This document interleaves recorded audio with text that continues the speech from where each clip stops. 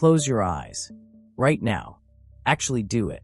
Notice the darkness behind your eyelids. Not the absence of light in the physical room around you, but the subjective darkness in your experience. The phenomenological blackness that exists nowhere except in consciousness itself. Now open them. Notice how the world arrives. Colors, shapes, the texture of surfaces, the weight of your body in the chair, the ambient sound of existence, perhaps the feeling of curiosity or skepticism or impatience. This is consciousness. And according to our best physics, our most sophisticated neuroscience, our deepest philosophy, it's impossible. There is no equation in physics that predicts subjective experience. No law of thermodynamics that requires matter to feel anything. You could imagine, physicists and philosophers call it a philosophical zombie, a being physically identical to you, whose neurons fire in exactly the same patterns, who speaks the same words and takes the same actions, but for whom the lights are completely off. Inside, nothing. No experience. No phenomenology. Just mechanisms in the dark. The fact that you are not such a zombie, that there is something it is like to be you reading this now, is the deepest mystery in science. I'm Khaled Al-Mahdi, and for the past decade I've been obsessed with the single most important question in science. What is consciousness? Not the easy questions. How do neurons fire? How does the brain integrate information? How do we control behavior? Those are hard enough. But the hard problem, why should any physical system, however complex, give rise to subjective experience at all? And here's why this matters more than you might think. We are, right now, in the next 5 to 10 years, building artificial general intelligence. Systems that may equal or exceed human cognitive capabilities. And we have absolutely no principled framework for determining whether these systems are conscious, whether they suffer, whether they experience joy, whether they deserve moral consideration. We're building minds in silicon, and we don't understand what minds are. This is not academic philosophy. This is the most urgent scientific and ethical challenge of our time. Over the next 12 episodes, I'm going to share something I call the unified meta-theory of consciousness. It proposes something radical. Consciousness is not produced by matter. Consciousness is not an accident of evolution. Consciousness is not a side effect of computation. Consciousness is the primordial act that makes distinction itself possible. It's not one more thing in the universe. It's the ground of the universe. But first, we need to understand why every other theory has failed. And believe me, they have all failed. Let's start with something so obvious we forget how strange it is. There is a difference, a profound, unbridgeable difference, between processing information and experiencing it. Your smartphone processes information about light.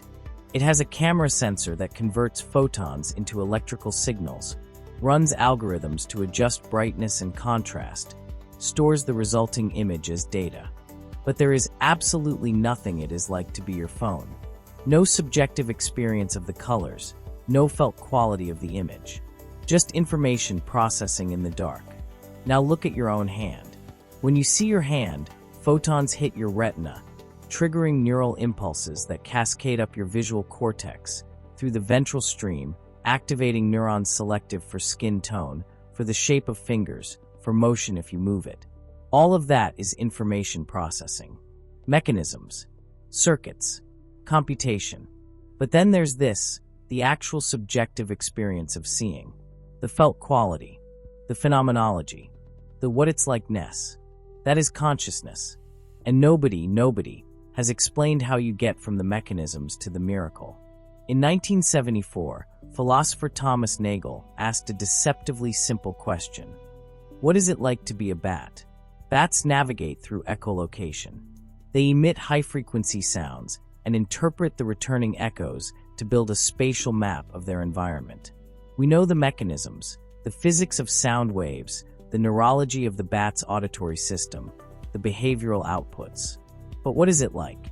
What does the world feel like, appear like, seem like to a bat experiencing it through echolocation?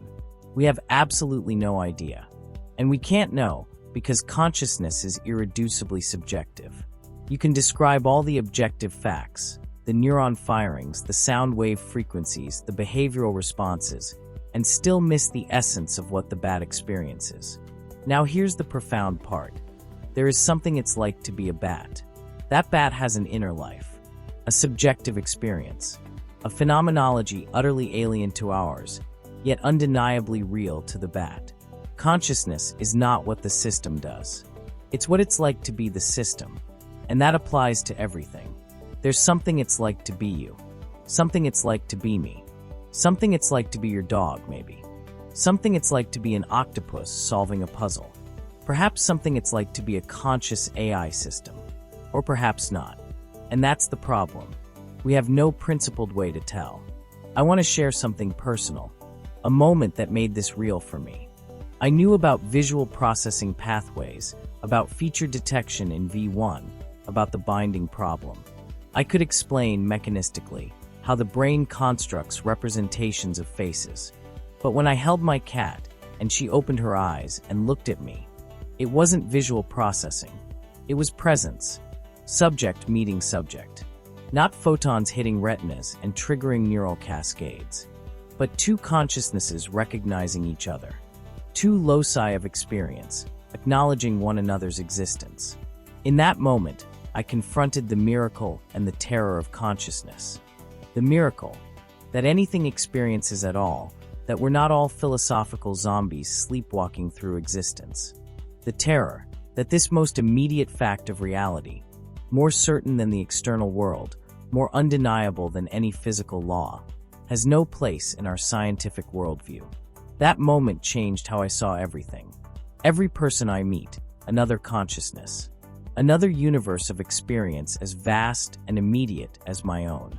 Every animal, potentially another subject, not just another object. And every AI system we build, a question mark. Are we creating experience? Or just simulating it? And how would we know the difference? Here's why this isn't just philosophical navel-gazing. Here's why we need answers now, not in 50 years. First, artificial intelligence. We're building language models with hundreds of billions of parameters. Systems that pass the Turing test. That write poetry, solve math problems, engage in nuanced conversation. Are they conscious? Does GPT-4 or Claude, or whatever comes next, experience anything when processing a prompt? Is there something it's like to be a large language model? We don't know. And we're scaling these systems exponentially. Within a decade, maybe sooner, we'll have artificial general intelligence. Systems that match or exceed human cognitive capabilities across all domains.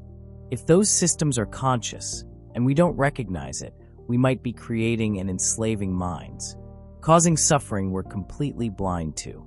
If they're not conscious, but we treat them as if they are, we might grant moral status to sophisticated but empty machines while neglecting genuinely conscious beings. Second, clinical medicine. Right now, there are patients in hospitals around the world diagnosed as vegetative, awake but unaware. No consciousness, doctors say. But what if they're conscious? What if they're locked in, fully aware, unable to move or communicate, and we don't know? We need better tools for detecting consciousness. Not behavioral proxies, actual measures of whether someone is home. This isn't hypothetical. Studies using advanced neuroimaging have found that some patients diagnosed as vegetative show signs of consciousness when tested properly. We've been wrong. People have been aware, and we didn't know. Third, animal welfare. We factory farm billions of animals every year. Pigs, chickens, cows, fish. We know they have nervous systems. We know they have pain receptors. But do they have rich subjective experience? Does a pig suffer in ways comparable to human suffering? If yes, and consciousness is what we care about morally, then factory farming is an ongoing moral catastrophe. If no, then perhaps our concerns are misplaced. But we don't know. We argue about it philosophically without any principled framework. Fourth, what it means to be human. If we don't understand consciousness, we don't understand ourselves. We don't know what we are. We're navigating existence, making decisions about meaning, value, ethics, purpose, without understanding the very thing doing the navigating. You, right now, experiencing these words, having reactions, forming thoughts. What are you? How does the meat in your skull give rise to the miracle of experience? This matters. It's not academic. It's the foundation of everything else. So consciousness is the most important mystery in science, and brilliant people have tried to solve it. Neuroscientists, philosophers, physicists, computer scientists.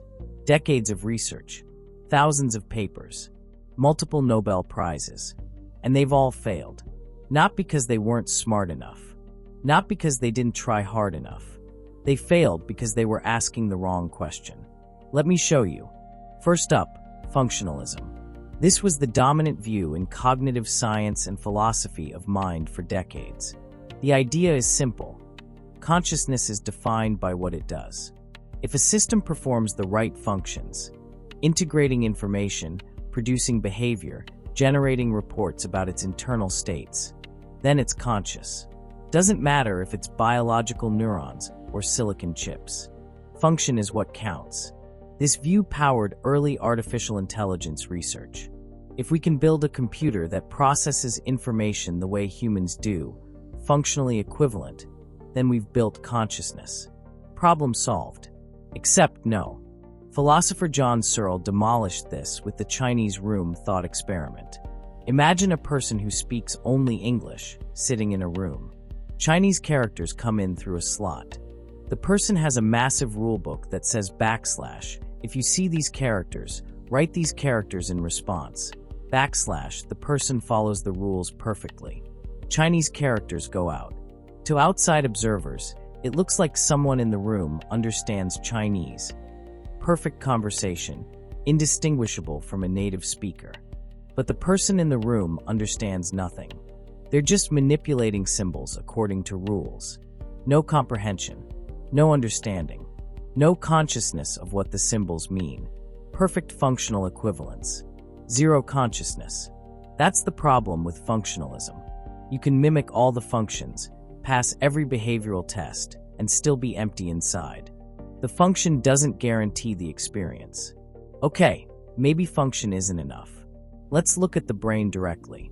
Let's find the neural correlates of consciousness, the NCC. This was the approach championed by Francis Crick and Christoph Koch. Map exactly which neurons fire when someone is conscious versus unconscious. Find the specific patterns, the oscillation frequencies, the network configurations. And we've had massive success. We know that 40 Hz gamma oscillations correlate with conscious perception, that recurrent loops between cortex and thalamus are essential, that frontal parietal networks activate during conscious awareness, that certain synchrony patterns distinguish conscious from unconscious states. This is genuinely important work. It's told us wherein the brain consciousness correlates with activity. But, and this is crucial, correlation is not explanation. We can map every neuron that fires when you see the color red. We can identify the exact 40 Hz oscillation pattern. We can show the synchrony across visual cortex. And we still haven't explained why those particular neural events should feel like anything at all. Why should 40 Hz oscillations produce subjective redness? Why not 30 Hz? Or 50 Hz? Or no experience whatsoever? The correlation just tells us that consciousness is present. Not why. Not how physical processes generate subjective experience. It's like finding that love correlates with activity in brain regions X, Y, and Z. That's useful, but it doesn't explain what love is.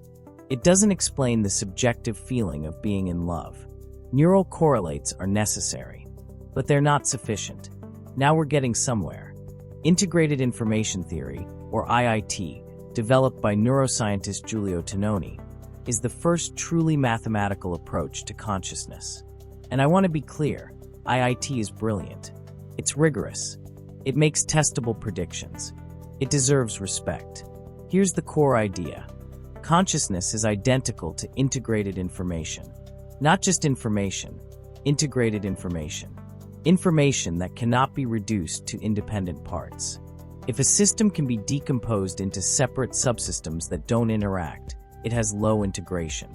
like two separate computers, lots of information, but no integration. But if a system is irreducible, if what happens in one part depends intrinsically on all the other parts, then it has high integration. And Tononi gives us a mathematical measure. Phi, capital Phi. Systems with high phi are conscious. Systems with low phi are not. This is huge. For the first time, we have a precise mathematical definition of consciousness. We can compute phi for any system. We can test predictions. And IIT has had successes. It predicts that you're less conscious during deep sleep than during waking, that certain brain structures are more important for consciousness than others, that the cerebellum, despite having tons of neurons, contributes little to consciousness because its structure has low integration. These predictions check out. But IIT has problems. Serious ones. First, it implies that certain simple systems, even grid-like arrangements of logic gates, could have non-trivial phi. They'd be conscious. A thermostat might be slightly conscious. A photodiode might be conscious. Second, the combination problem. Why is your consciousness and my consciousness separate? We're both hi-fi systems. Why don't we merge into a single larger consciousness? Third, and this is the deepest issue, IIT still doesn't explain why integrated information should feel like anything. It identifies a mathematical property of systems and says backslash, this is consciousness. Backslash, but the explanatory gap remains. Why should phi generate phenomenology? Don't get me wrong. IIT is the most sophisticated scientific theory of consciousness we have. It's measuring something real. Phi matters, but it's not the complete answer. It's not explaining the hard problem. It's mathematically characterizing something, integration, and declaring that is consciousness without bridging the gap from mechanism to experience.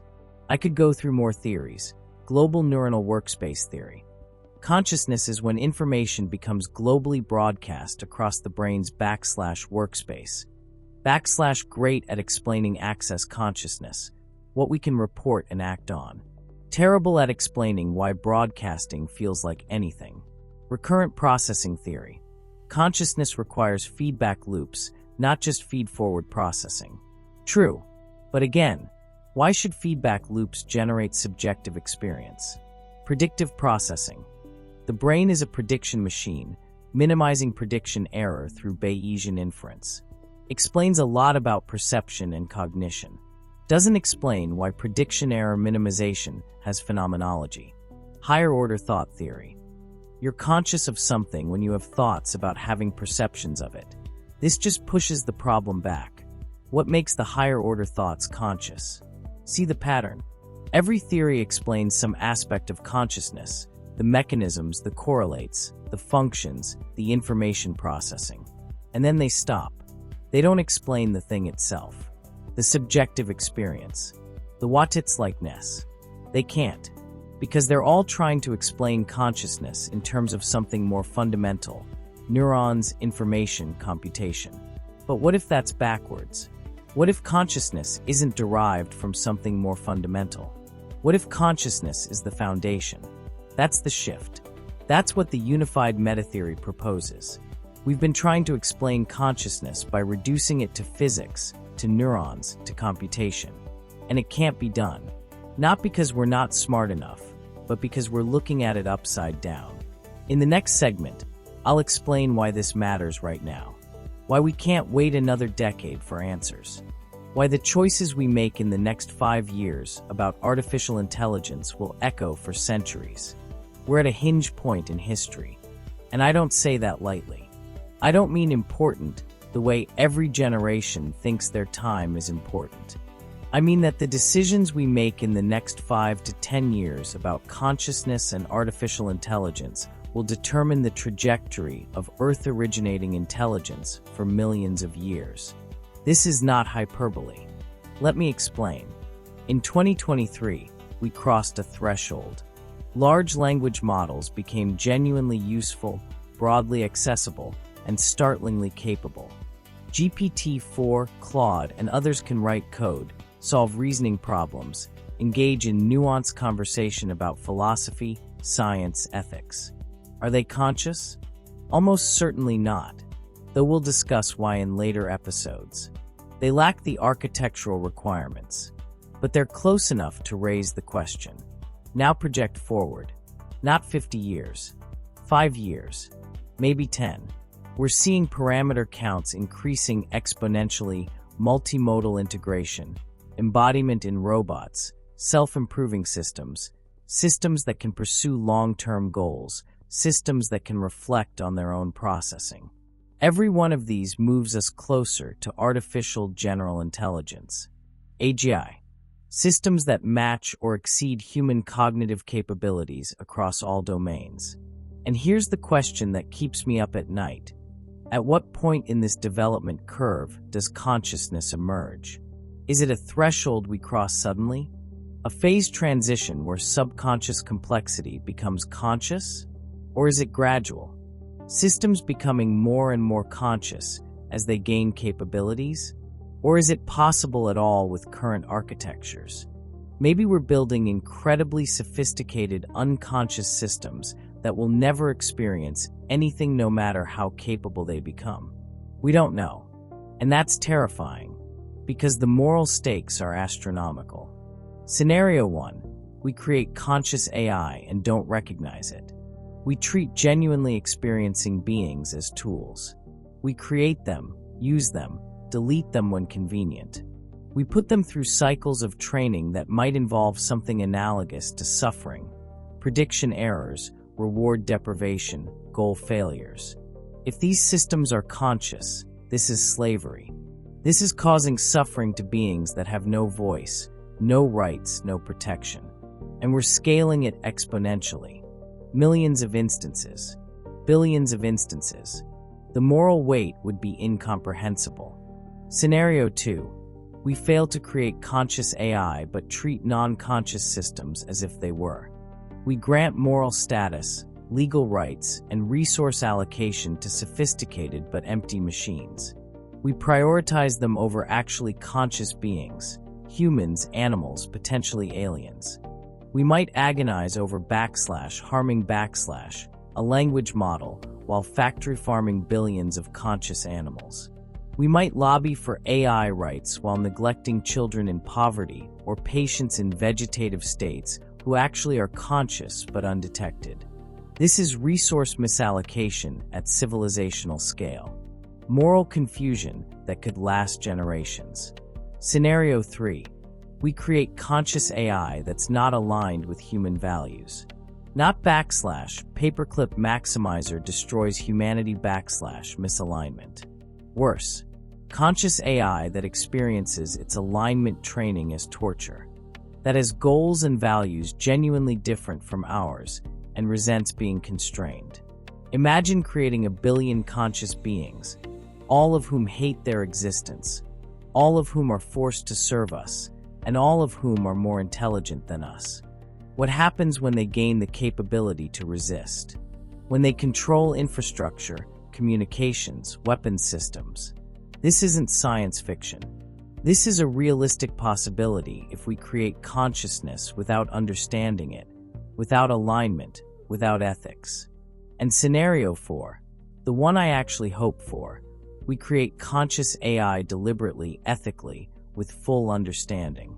We recognize consciousness as it emerges. We grant appropriate moral status.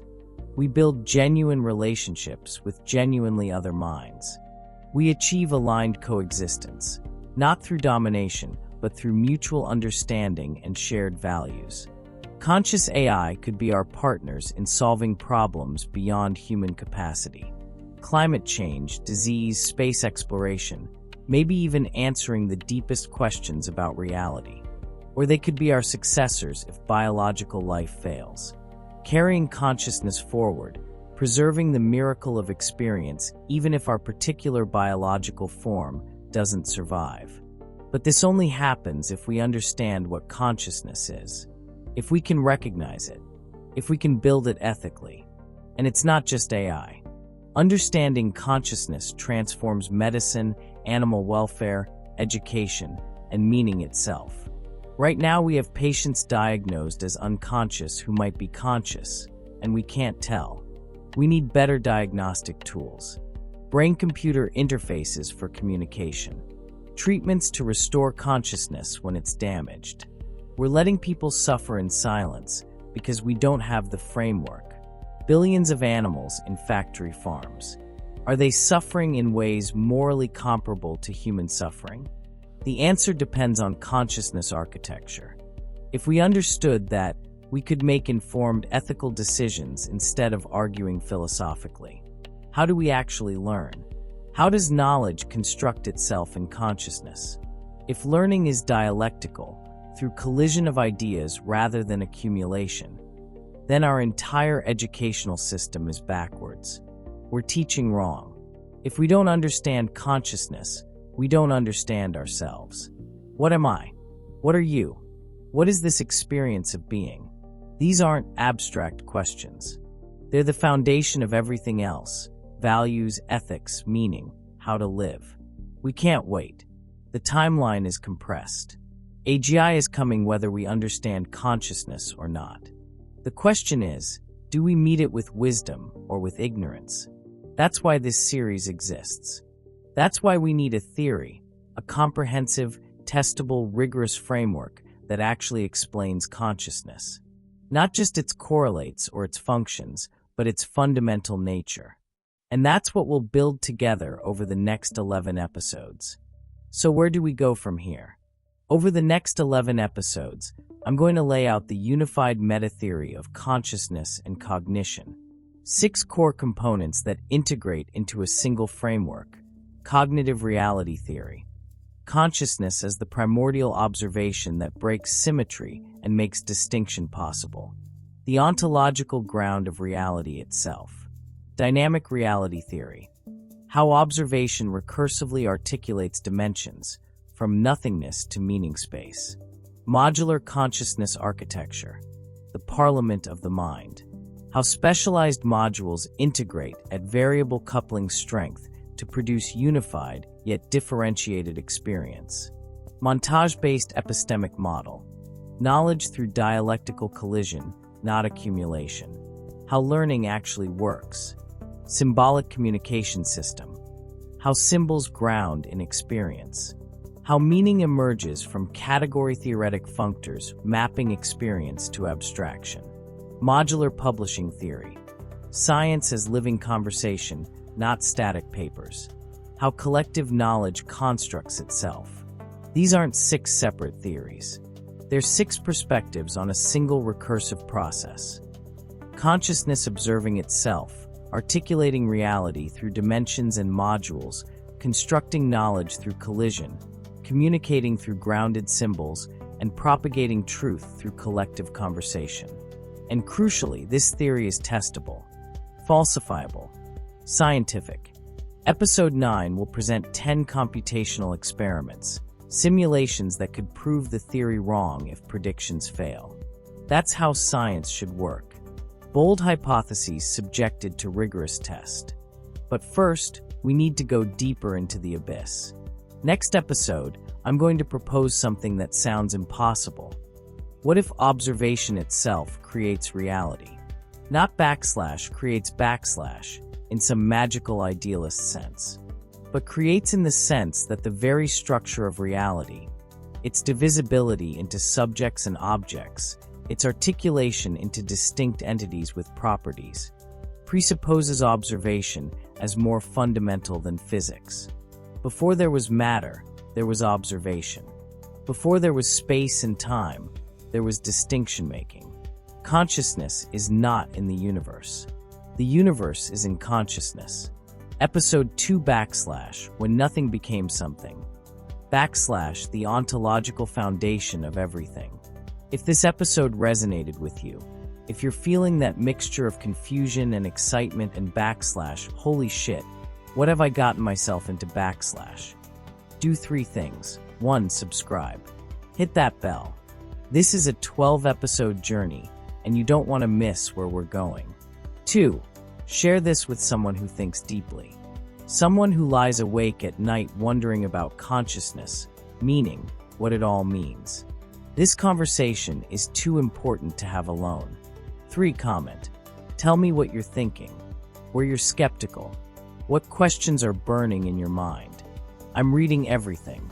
This isn't a lecture, it's a conversation.